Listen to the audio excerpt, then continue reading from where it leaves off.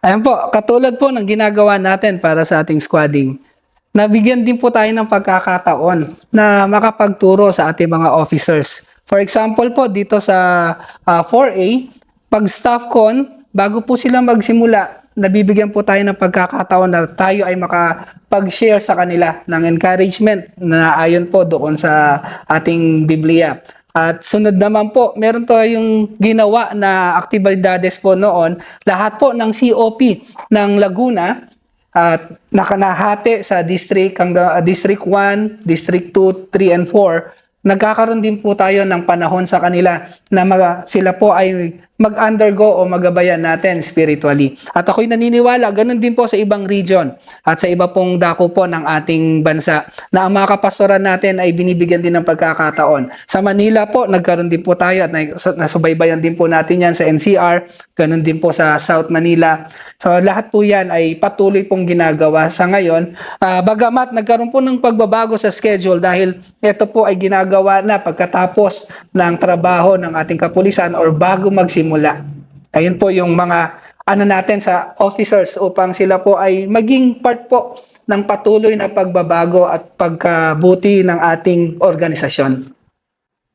So bukod naman po sa Squad Weekly Interactive Meeting o tinatawag po nating SWIM sa PNP po, may iba pa po ba kayong mga community engagement program po na ginagawa po sa ating mga kababayan, Pastor?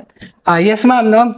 Alam nyo po, ito ang nakakatuwa sa ating pong PNP organization. Very active po tayo sa pag-engage ng ating community.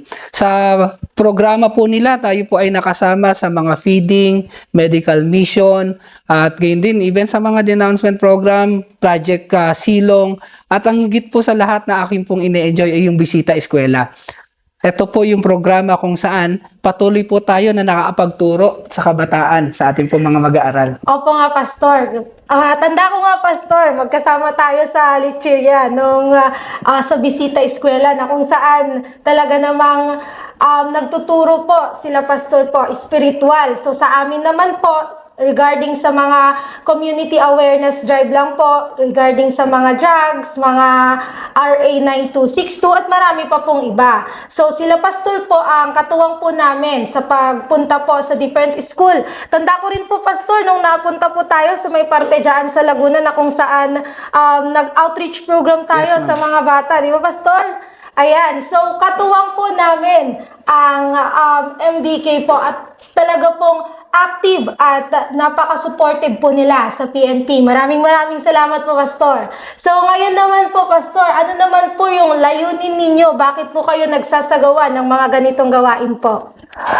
Ako po, no, bilang pastor, ang hangarin ko po talaga patuloy po maabot ang mga mamayan natin, mabahagi sa kanila ano ba yung tamang pamumuhay ayon sa sinasabi o nais ng Panginoon para sa atin.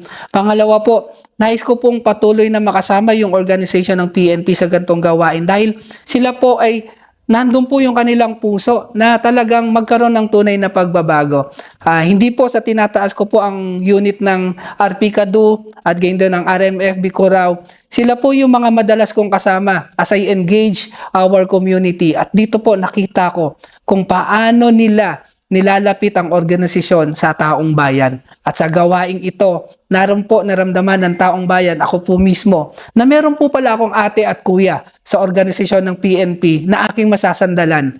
At sa gawaing ito, patuloy ko po na nakikita na meron pong pag-asa habang narito po ang ating kapulisan, sila po ang ating magiging sandigan po sa kapayapaan.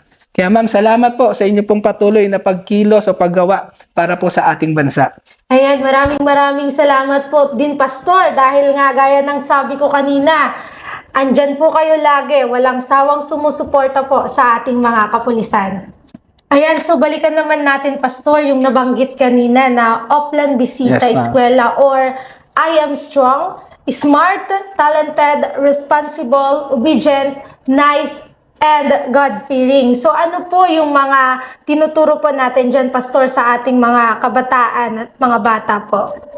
Alam nyo ma'am, tayo naman po ay naniniwala na ang kabataan ay ang pag-asa ng ating bayan. Kaya ito po sa pagkakataong binigay ng kapulisan sa atin na makasama sila sa pagbisita sa mga universidad, sa mga paaralan dito sa Laguna at kung saan man dako ng ating bansa. Dito natin tinuturuan at ipinapaalala sa kabataan na sila ay kinakailangan maging matatag sa buhay, maging matalino, talentado at maging responsable. Dahil tayo po ay hindi namumuhay ng pangsarili lamang. Tayo po ay kinakailangan na magkaisa at maging aktibo tayo sa mga pagsuporta, no, ng ginagawa ng ating gobyerno at lalo na po ng organisasyon ng PNP. At kaya tayo po ay nakikilahok sa anti-criminal campaign ng programa ninyo. Kaya ito po ang ating patuloy na panawagan sa mga kabataan.